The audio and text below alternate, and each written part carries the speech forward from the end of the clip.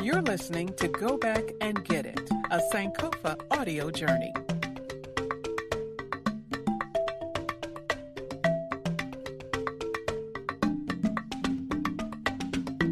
This is episode 7, Looking Back to Move Forward.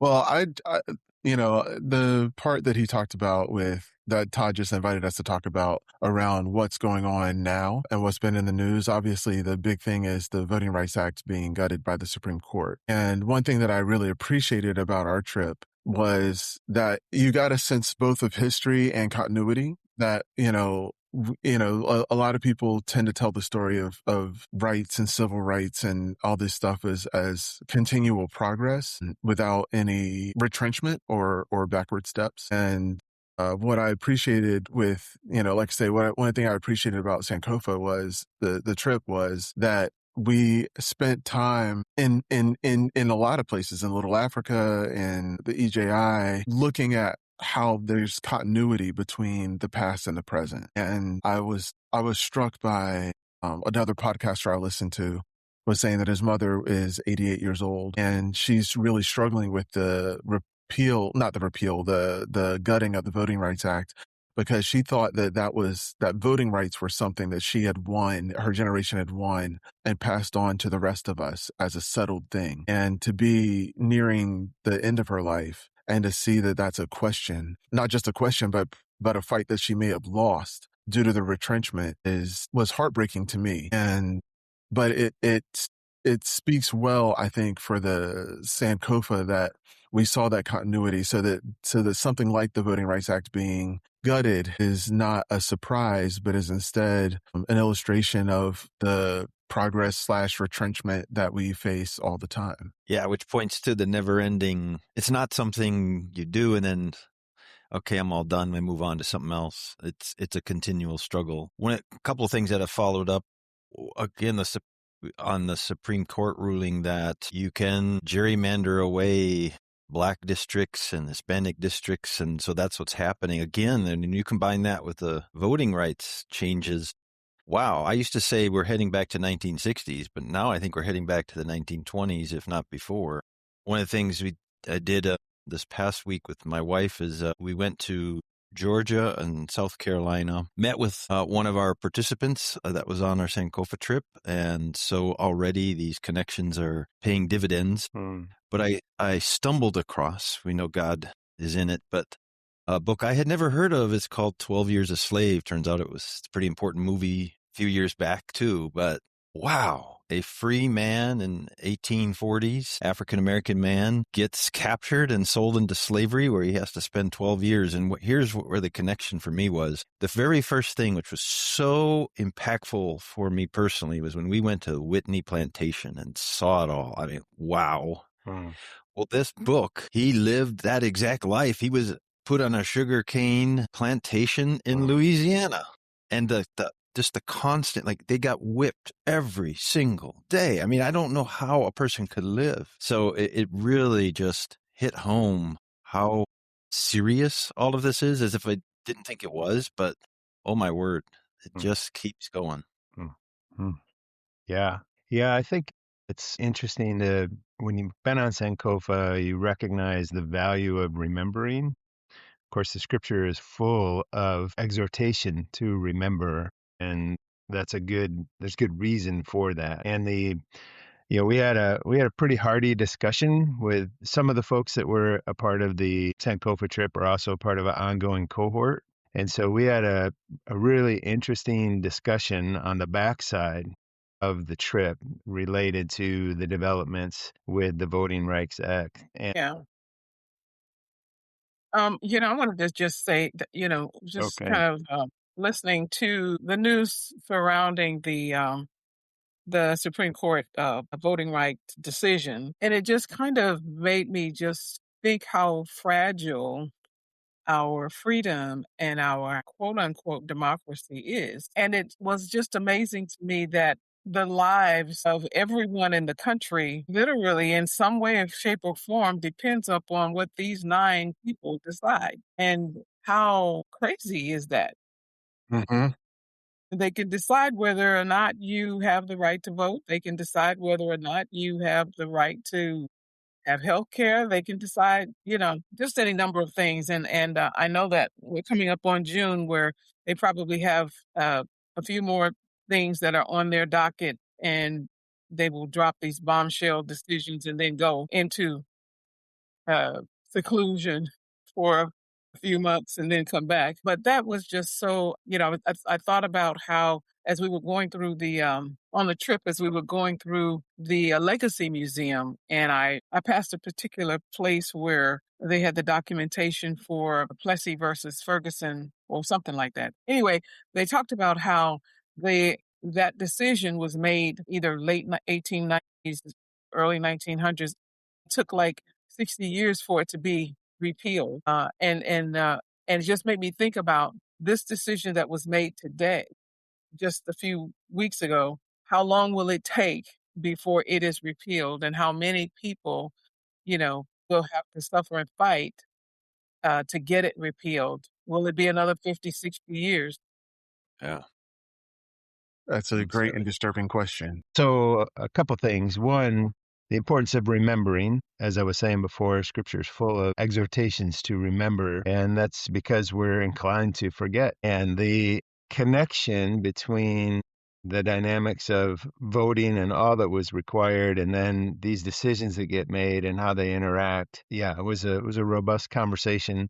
One of the things that came up that I wondered if we could speak into nuance a little bit is I threw out, well, part of what we're contending with here is a reality of supremacy, and maybe in a different way than people think. So there's a lot of confusion a lot of times, I think, of what supremacy is or white supremacy is, or that terminology, how people understand it. Part of the dynamic of that I was sharing is, in our situation, the supremacy of both the Democratic and the Republican Party are so pervasive that they pull the levers back and forth, and there are no other choices. And all of the power, the money, the resources, decisions for even like who gets to be on stage in a debate, all those things are held at high party levels. And this is why we end up in this frustrating situation sometimes of we just have A or B. That is it. And there's no way. And that is controlled at a really high level. And so I don't know if you guys could speak to that.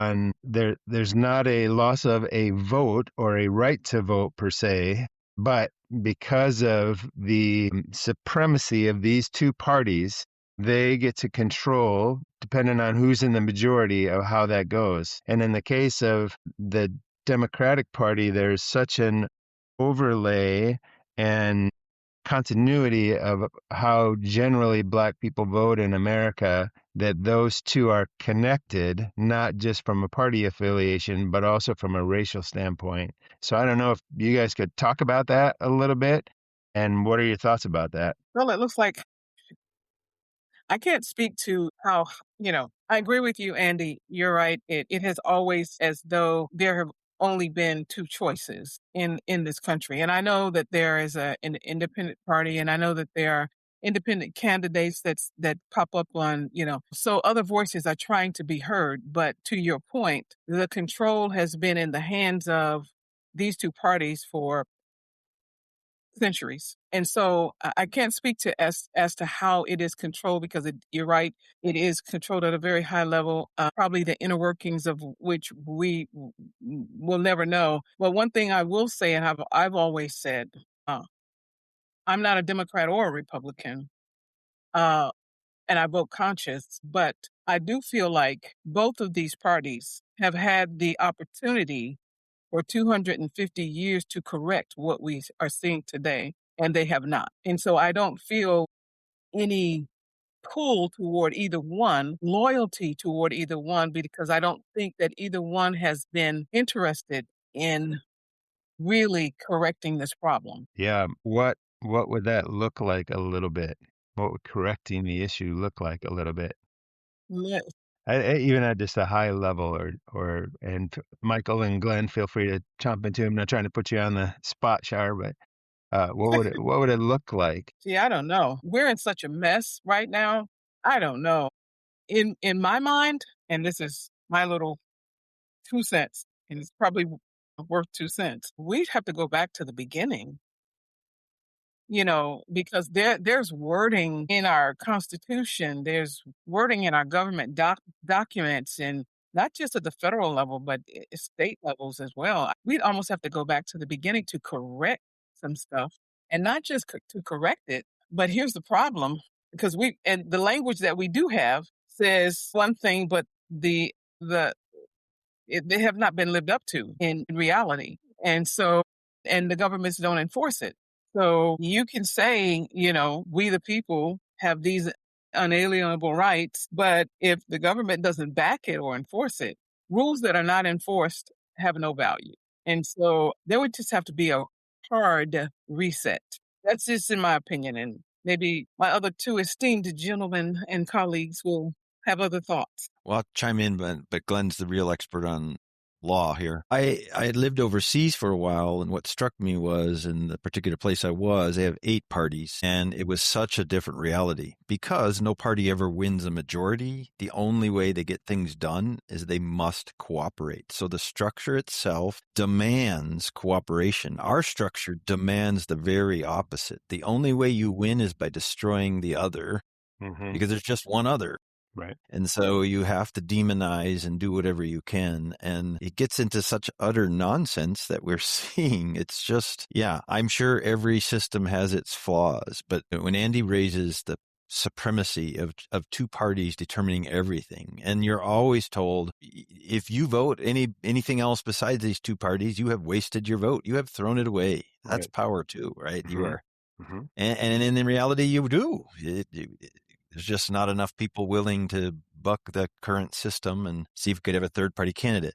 So to what Sharleatha was saying, hundreds of years of these parties being elected, and there's been some things here and there that are supposedly to improve the lives of Americans overall, but my word, I mean, they're clearly not serious, or it could have been done by now. Right. And those things that were done were after many, many deaths and protests and demonstrations and sacrifice. And it was from the people themselves. I struggle with where are Black folks and Latinos increasingly supposed to go for actual representation. I mean, I used to say we as Black folks can't afford to split our vote, because if we split our vote, then neither party is responsive to us. Now, whichever way you go, that's your business. But the question for me has never been about being a Democrat or being a Republican. The question has been, how do people of color who are minoritized in this country get actual power in the legislatures, in the federal government, et cetera? And that's what is so devastating about this Voting Rights Act, the Clay decision, is it functionally takes away, by carving up Black districts, et cetera, right? Formerly Black districts, formerly Latino districts. It takes away our ability to get actual representation that's responsive to us in Congress at all. And so we're left with no party now to push pressure to get to listen to us. And that's extremely horrifying, because now, if we're talking about race, what we're talking about is, what we're talking about is 2 parties that have all incentive to represent white folks and not the rest of us. And that's what's particularly devastating to me. Yeah. I mean, I think gerrymandering is such a problem. It's a problem in Virginia as well, in an inverse way. And there's historical dynamics of this being used in an opposite effect. However, some distinct differences, of course, is that there's not the concentration of a particular ethnicity in those other dynamics. And so I'll speak to the sociologists here, and you guys can correct me, but on a sociological level of the white population, there's ample opportunity for representation in both parties. And that is not the same with people of color. One thing that for people that think, oh, this is a good thing, is like, I've not heard one single Republican, for instance, say, you know what? Memphis is now a part of my district. So I will need to go to Memphis and I will need to hear and listen and really understand what it means for me to represent this part of my district. This is the people I am now representing. That is nowhere to be found. And probably the same in Virginia and places where, well, I'm part of now the rural voice is really matters and I should spend some time there. And we see in our politics, for instance, that candidates usually don't go to places where they have dominant representation and they are going to get a voting block. They don't bother going there. The only place they go are places where it's close. And so we're trying to sway this one way or the other. And so it just speaks to the overwhelming dysfunction of what's going on and the manipulative way that people are using gerrymandering instead of representing local communities and their interest. The move is to shift power and to have power to make decisions without having to compromise, without having to represent holistically. And that the way it falls on racial lines, people don't understand the history and therefore they don't connect why this is such a big deal that these decisions are being made this way, because it's beyond, in the case of Tennessee, for instance, it's beyond just a party thing. As you were talking about, where does representation go? So anyway, I think what we learn on the trip gets real in real life. And we talked about, you hear, when we're on the trip, you hear all kinds of echoes, and they're just like echoes of what are being repeated and what's being said and how it's being said and how it's being framed.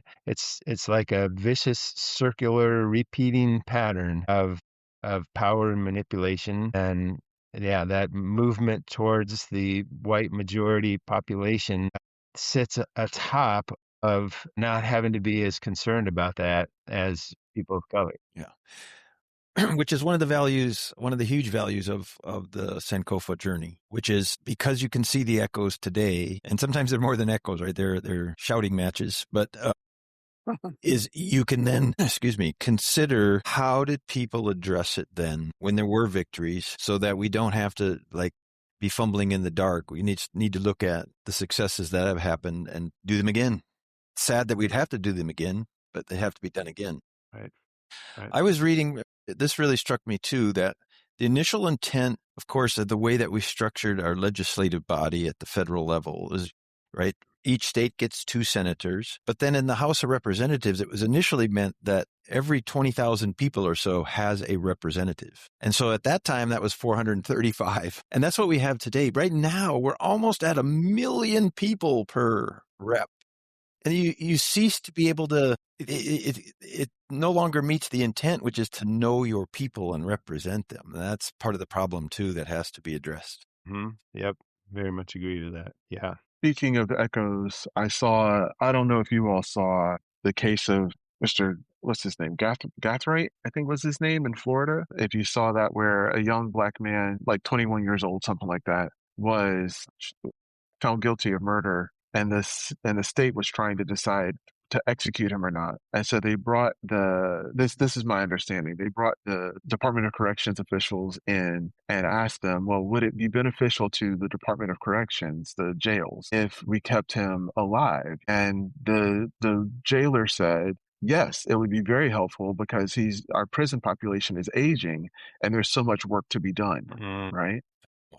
Which is an overt slavery argument and an overt practice. And so this young man is now going to be enslaved for the rest of his life. You know, yeah, I mean, and that's what I'm saying. It's not, like, I appreciate what you said, Michael. Like the echoes are shouting matches. I mean, and I'm looking though, and I'm saying, well, where is the Edmund Pettus Bridge to walk across and dramatize these particular issues in a way that would be shocking to the country?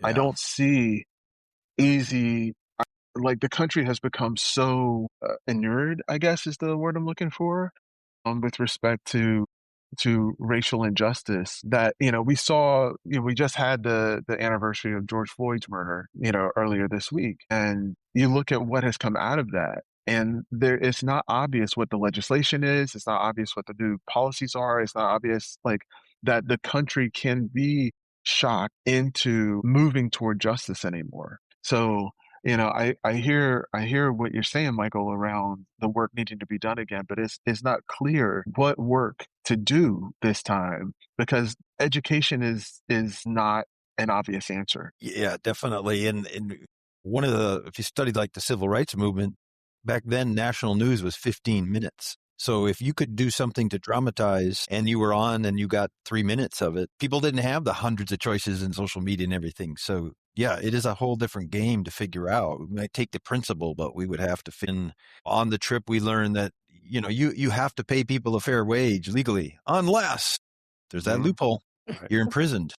Right. I went recently to go teach in a Texas prison, and I had never been there. It's, I don't know, hour or two outside of Houston. And so I'm getting driven there, and I'm cotton fields around that prison everywhere, just miles of it.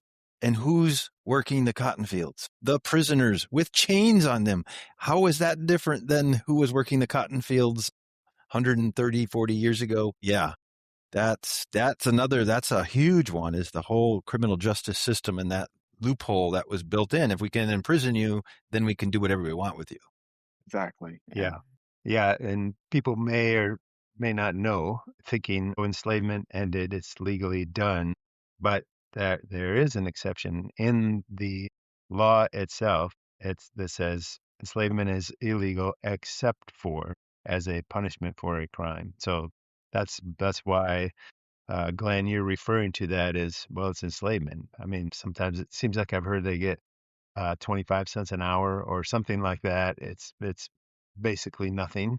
And not only the work to be done, but there's also money to be made in the prison system just by housing prisons. And that's one of the things that I think is profound about EJI, is it not only deals with the context of enslavement and lynching and Jim Crow era, but it also touches on the massive change in mass incarceration from the 1970s to now.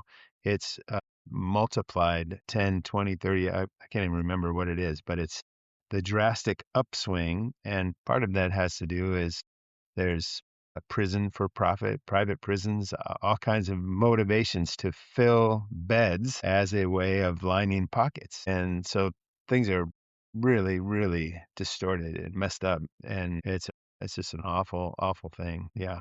Yeah, when you think that 1 in 3 Black boys born in the United States today is expected to be in contact with the criminal justice system, it reminds me of something that Michael actually said when we were at the Whitney Plantation, I believe.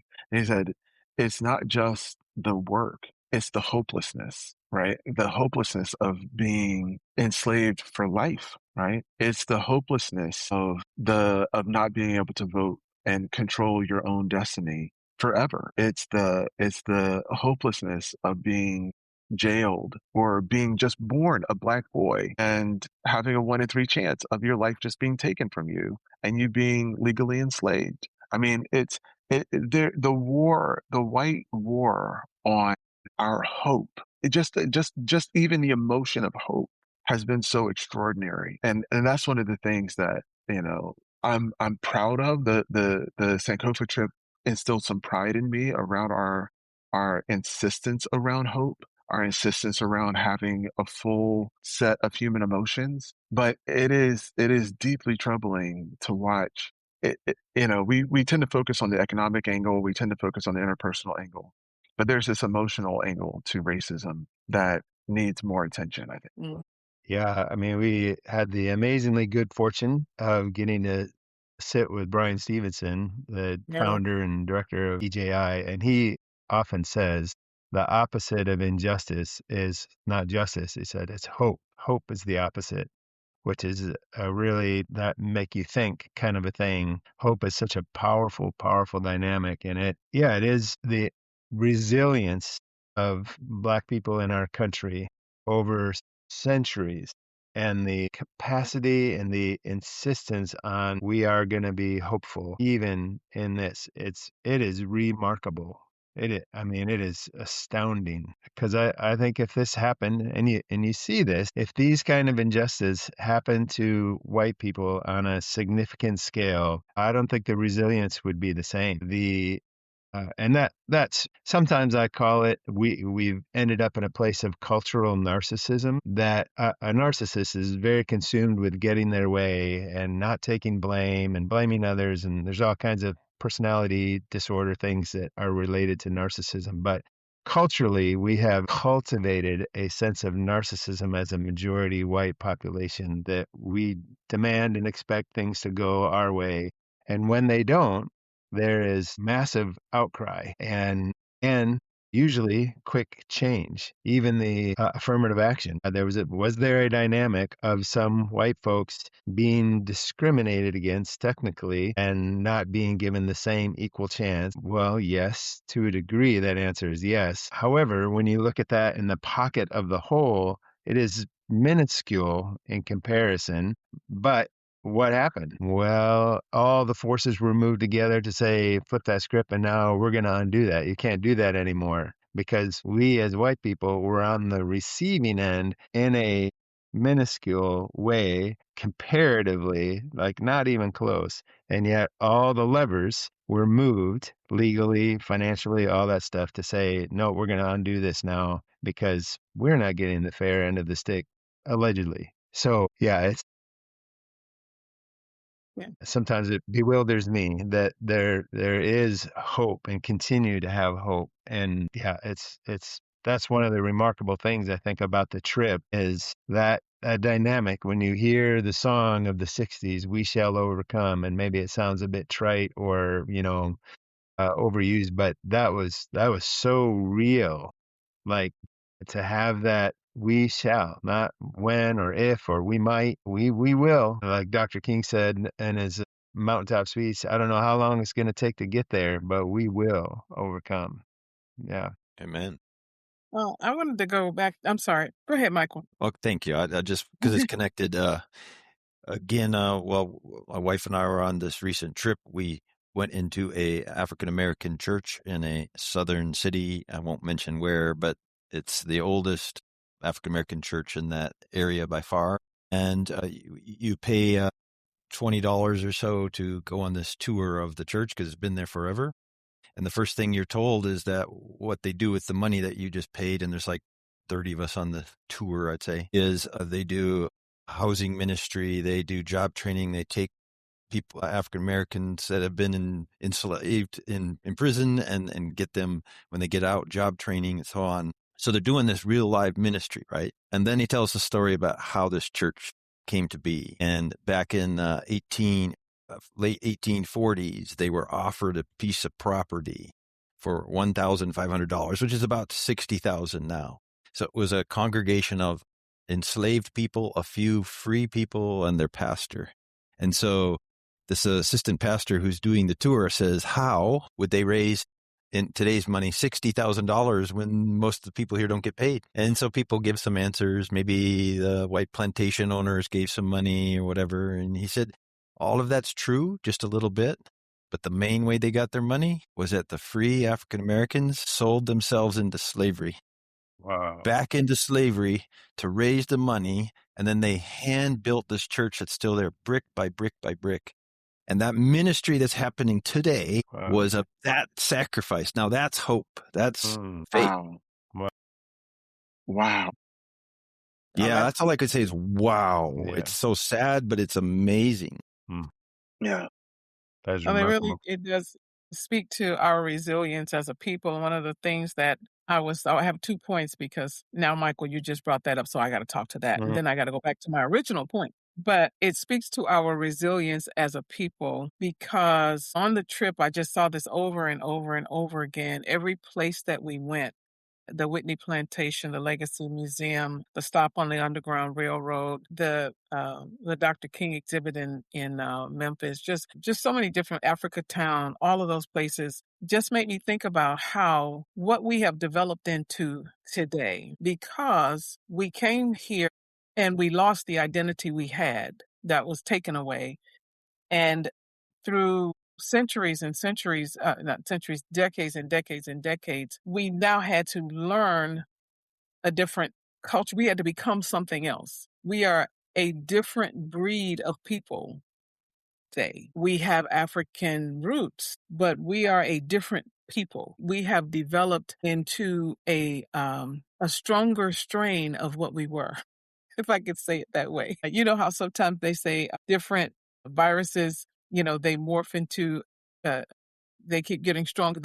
They when they don't respond to what tries to kill them, it gets stronger and stronger and stronger until it becomes this really strong virus that is resistant to antibiotics. That's kind of how I see African Americans. We're a different people. We're a stronger breed than what we came here as. And I think that has a lot to do with our resilience.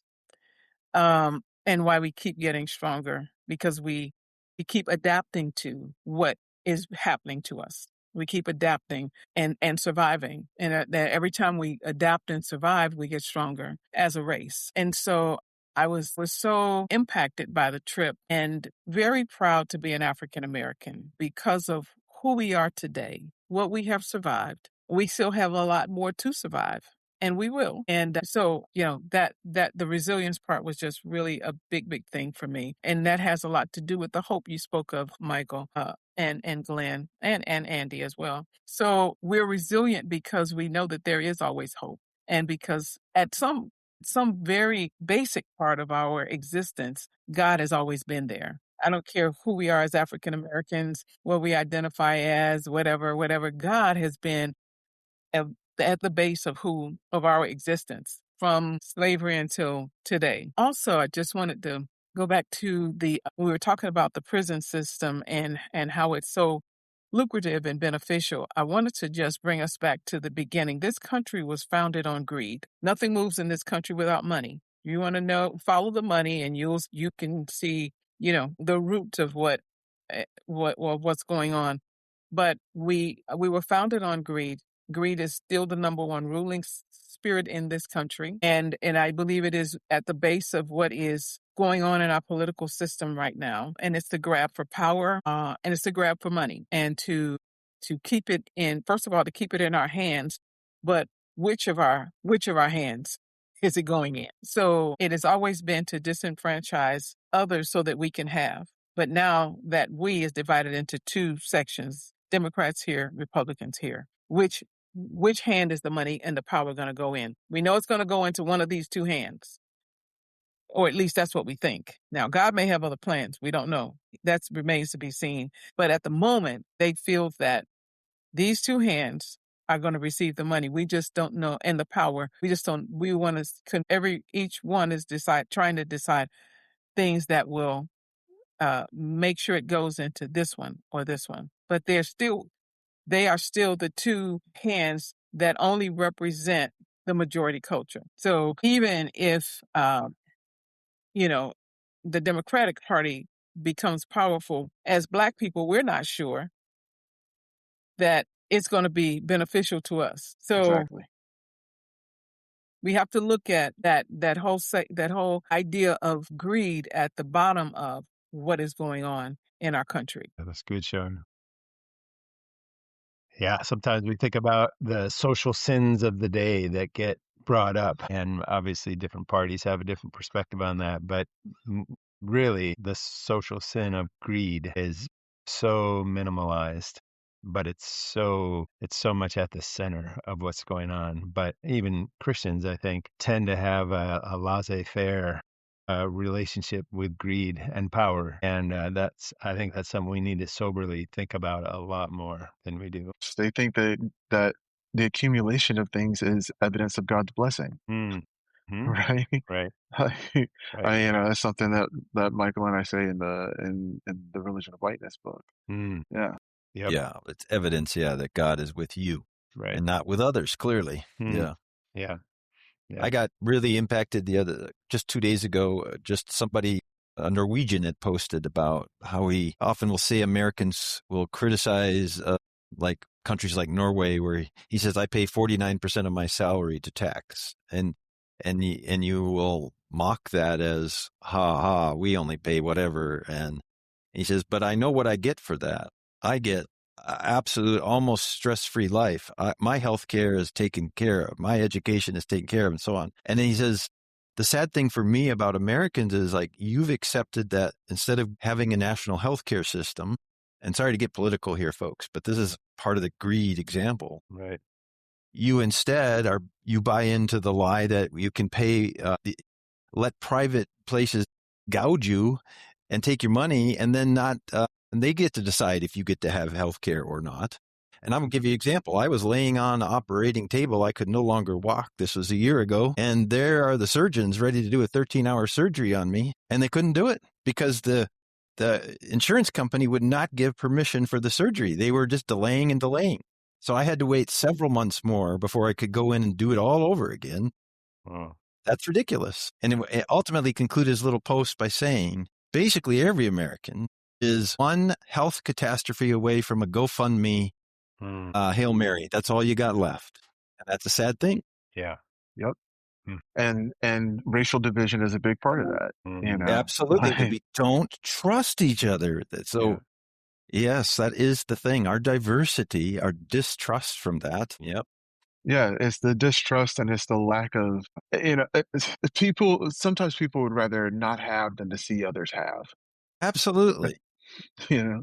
The image that Absolutely. all African Americans, they're going to be freeloaders. So if we had like national health care, they would just take advantage of it. Well, us white folk are out there working hard and silliness, Exactly. but that exists just like it always has. Yeah. Yeah. I think trust that's really interesting that you bring that up, because I think that is a lot of times at the center of this. And, there was a young sociological influence person that got assassinated tragically, horrifically about a year ago, who would often in rhetoric speak about, well, if this company says I want to have a certain amount of representation of people of color, then it would make me question, well, are they qualified or not? And I would have to wonder that, and I don't want to have to wonder that. So we need to get rid of this stuff.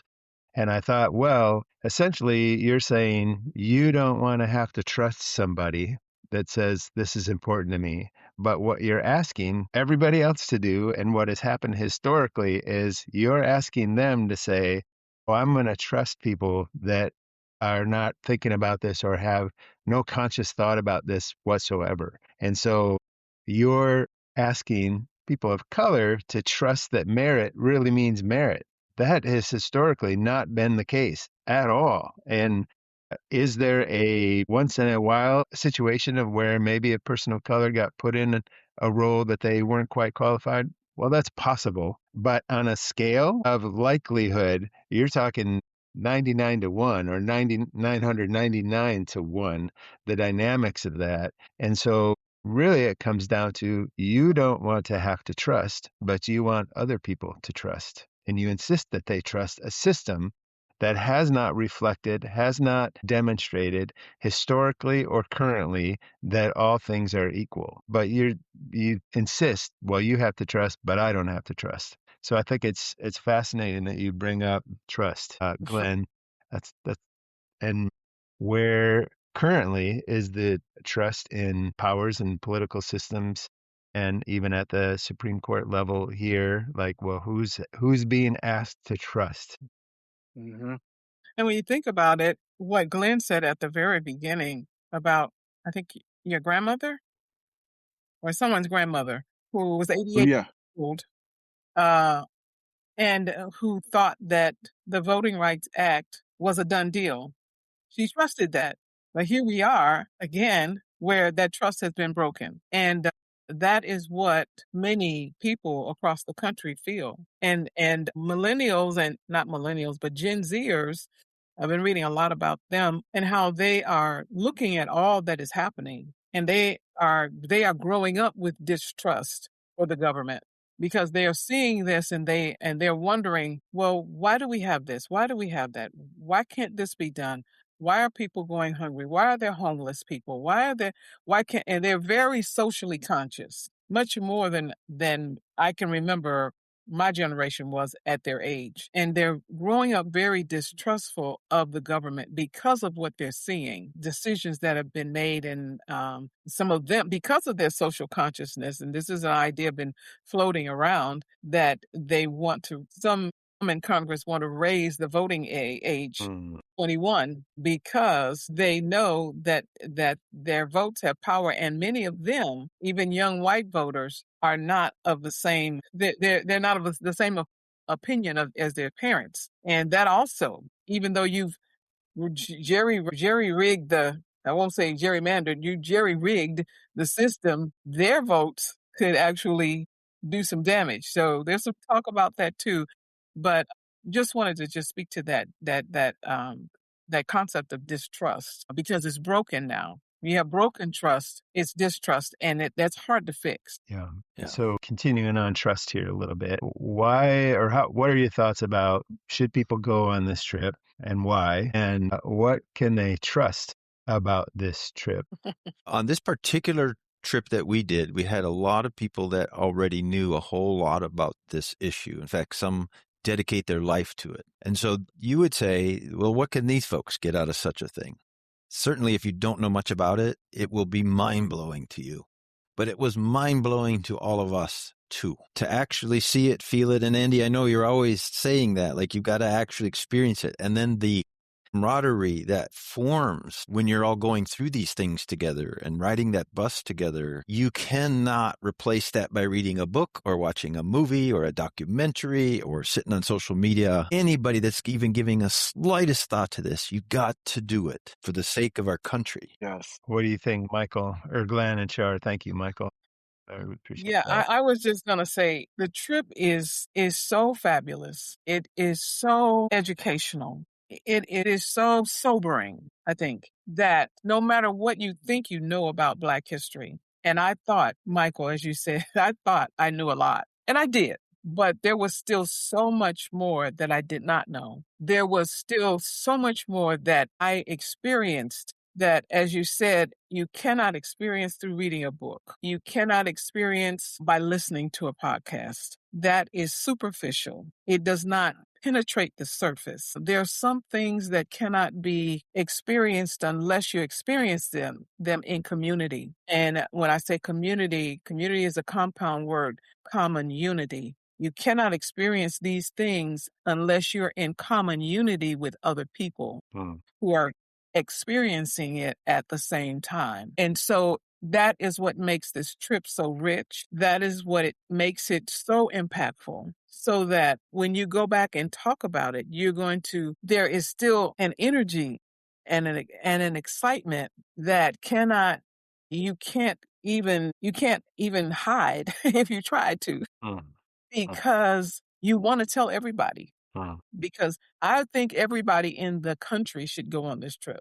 I wish if I were a millionaire, I probably would pay for several Sankofas a year and just scholarship everybody. That's how important I think it is. I would just pay their way and make it so that they could not refuse to go, because I know they would be totally transformed once they came back. They would see life and life in America in a different way. Yeah, to speak to that angle and trust, you can trust that the community will be there with you on this Sankofa trip. You can trust that your emotions will be taken care of and legitimized. You can trust for sure that you're going to learn a lot. As someone who teaches about race and racism for a living, you think you know a lot, and then you go and you experience, and you're like, oh my goodness, it's transformative for us. It's you can trust that this is worth your time and money. That's all I can say. You can very much trust that this is worth your time and money because it is transformative.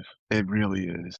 And I'm so grateful to have gotten to go on this trip and been revolutionized, reinvigorated, all of these types of things by as y'all said, doing this and doing it in community. It's invaluable. Amen. Yeah, thank you. Thank you all for your role and leadership throughout the trip and letting other people know about it and bringing folks to it. It was, I think it was one of the best trips that we've had. The amount of education, thoughtfulness, preparedness that folks had coming into this trip was unique in that, several in the field of education, of ministry, of different dynamics. And it was just a wonderful, wonderful experience, powerful experience. And I do hope that, this is my favorite thing in ministry to do. It's one of the hardest things to do, not only from an emotional standpoint,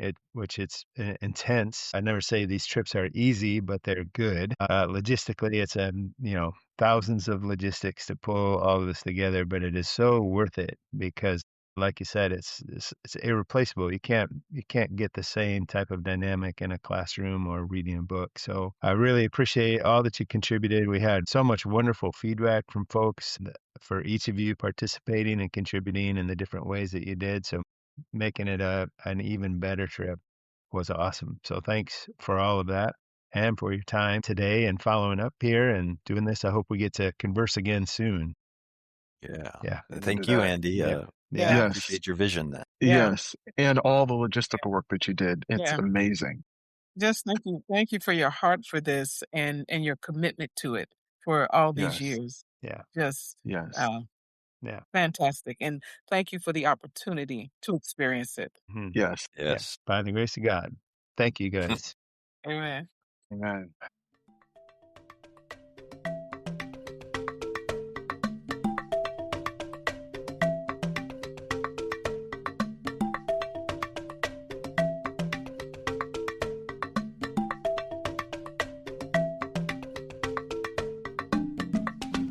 Go Back and Get It is a production of Catalyst for Harmony. To learn more about Sankofa or to join a future pilgrimage, visit catalystforharmony.org. Thank you for listening.